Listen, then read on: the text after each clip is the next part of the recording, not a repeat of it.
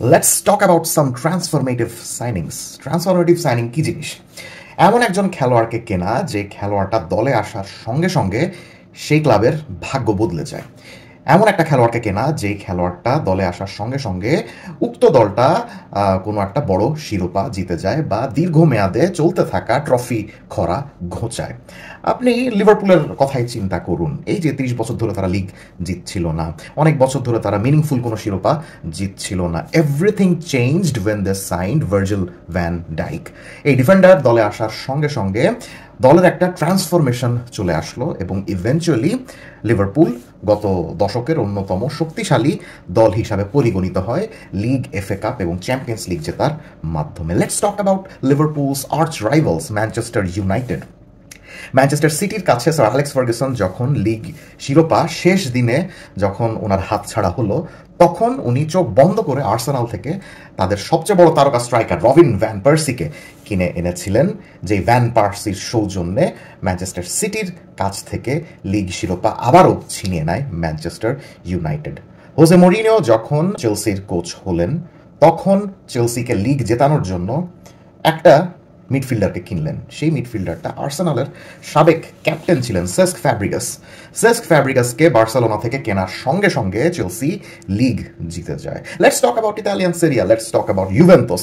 Juventus অনেকদিন ধরে অনেক কিছু জিতছিল না। আন্তোনিও কন্তের হাতে দায়িত্ব দেওয়ার পরে আন্তোনিও কন্তে এসি মিলান থেকে ফ্রি ট্রান্সফারে ইতালিয়ান মিডফিল্ডার আন্দ্রেয়া পিরলোকে দলে নিয়ে আসলো এবং যেই সাইনিংটা এত বেশি ট্রান্সফরমেটিভ ছিল যে ইউভেন্টাস খুব সম্ভবত 5-6টা লিগ টানা জিতে গিয়েছিল। So these are the transformative signings. আমরা যদি ম্যানচেস্টার সিটির কথা বলি, যখন আর্লিং হল্যান্ড দলে আসলো, আসার সঙ্গে সঙ্গে লিগ জিতলো। যখন বার্নার্ডো সিলভা আর এডারসন যখন দলে আসলেন, তখন পেপ গার্দিওলা ইংলিশ ফুটবলে প্রথম শিরোপার স্বাদ সঙ্গে সঙ্গেই পেয়ে গেলেন। So these are the transformative signings. যেই সাইনিংগুলো হওয়ার সঙ্গে সঙ্গে সেই ক্লাবের ভাগ্য বদলে যায়।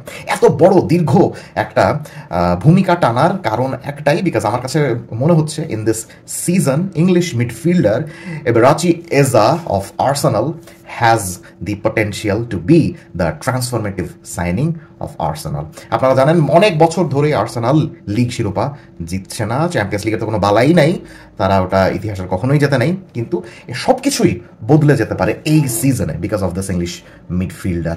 মজার ব্যাপার হলো, একটু এদিক সেদিক হলে এই ইংলিশ মিডফিল্ডারটি আজকে নর্থ লন্ডন ডার্বিতে খেলতেন টটেনহাম হটস্পারের হয়ে, কিন্তু লাস্ট মোমেন্টে আর্সেনালের ম্যানেজার মিকেল আর্টেটা এই সাইনিংটা হাইজ্যাক করেছিলেন, যে কারণে আজকে নর্থ লন্ডন ডার্বিতে টটনাম হটস্পার নয় বরং আর্সেনালের হয়েই মাঠে নেমেছিলেন এই এবেরাচি এজা। এবং নেমেছিলেন বলাটা ভুল হবে, তিনি যেরকম দুর্দান্ত খেলেছেন এবং হ্যাট্রিক করেছেন, সেই হ্যাট্রিকেই আর্সেনাল জানিয়ে দিয়েছে এই সিজনে ইংলিশ প্রিমিয়ার লিগ জেতার সবচেয়ে বড় দাবিদার তারাই।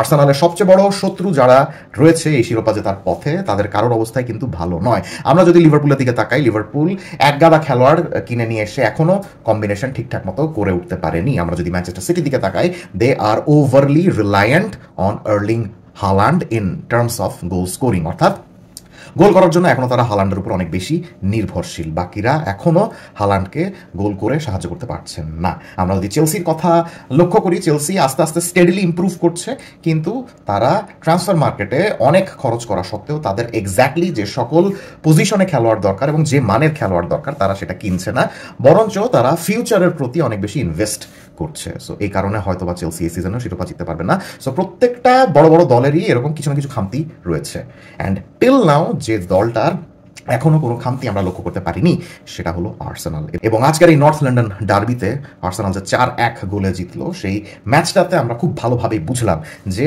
খুব যদি আশ্চর্যজনক কোনো কিছু না ঘটে, তাহলে এবার ইংলিশ প্রিমিয়ার লিগ শিরোপা আর্সেনালই জিতছে এবং দীর্ঘ বছর পরে আর্সেনালের এই শিরোপা করা ঘুচতে চলেছে। মজার ব্যাপার হলো, এই নর্থ লন্ডন ডার্বির আগে সংবাদ সম্মেলনে টটনামের কোচ থমাস ফ্র্যাঙ্ককে জিজ্ঞাসা করা হয়েছিল যে এবেরেচি এজেকে যে লাস্ট মোমেন্টে আপনি সাইন করতে পারেননি, আপনার অনুভূতি কি? সো থমাস ফ্র্যাঙ্ক তখন বলেছিলেন এজে, হুজ এজে, অর্থাৎ ভাব এমন ধরছিলেন যেন উনি এজেকে চিনেন না। এজে একটা হ্যাট্রিক করার মাধ্যমে খুব ভালো মতো দেখিয়ে দিলেন যে তিনি কে। আপনাদের নিশ্চয়ই মনে আছে যে আমি এজেকে নিয়ে এর আগে যখন পেজে ভিডিও করেছিলাম, আর্সেনাল যখন এজেকে সাইন করায় তখন আমি তাকে বলেছিলাম যে this is not an outright fantastic signing, but it can be an outright fantastic signing যদি মিকেল আর্তেতা কিছু সাহসী সিদ্ধান্ত নেন এজেকে ইউজ করার ব্যাপারে। এজ এ লেফট উইংয়েও খেলতে পারেন, আবার অ্যাটাকিং মিডফিল্ডার হিসাবেও খেলতে পারেন, বা একটু অ্যাডভান্সড সেন্ট্রাল মিডফিল্ডারের ভূমিকাতেও খেলতে পারেন। আমি সবসময় বলেছিলাম if you play Eberechi Eze a left winger কোনো লাভ হবে না, but if you play Eberechi Eze an advanced midfielder Rice এবং জুবিমেন্দির সঙ্গে, এবং ফরওয়ার্ডে যদি আপনি মার্টিনেল্লি বা লিওন্দ্রো ট্রসার বা মিকেল মেরিনো এদেরকে যদি খেলান, তাহলে এজের ক্রিয়েটিভিটি, এজের ভিশন আর্সেনালকে আনলক করতে সাহায্য করবে, যেটা কিনা আজকে আর্সেনাল দুর্দান্তভাবে করেছে। অনেকে বলে থাকেন যে আর্সেনালের ক্যাপ্টেন মার্টিন ওডেগার্ডকে ক্রিয়েটিভিটি ছাড়াও দলের মধ্যে নেওয়া হয় অফ দ্য বল প্রেসিং স্ট্রাকচারটা যেন কম্প্যাক্ট থাকে সেটা নিশ্চিত করার জন্য। কিন্তু আমি আমার আগের ভিডিওতে বলেছিলাম যে ওডেগার্ডকে আস্তে আস্তে সরিয়ে যদি সেখানে এজেকে নিয়ে আসা হয়, তাহলে এজের বল স্ট্রাইকিং, এজের ক্রিয়েটিভিটি, এজের vision can be an X factor for Arsenal. এজেকে মিডফিল্ডে খেলানোর মাধ্যমে আর্সেনাল প্রতিপক্ষের মিড ব্লক এবং লো ব্লক দুটোই দুর্দান্তভাবে ভাঙতে পারেন। সো এজেকে মিডফিল্ডে খেলানোর মাধ্যমে মিকেল আর্তেতা যে সাফল্যটা আজকে পেলেন, সেই সাফল্যর ধারাটা যদি মৌসুমের শেষ পর্যন্ত চলতে থাকে, তাহলে we are pretty much sure that Arsenal is running away with the English premier league this season. Comment সেকশনে জানিয়ে দিবেন যে এবারাচি এজার এই পারফরমেন্স দেখে আপনার কি মনে হয়েছে। Let's have a discussion.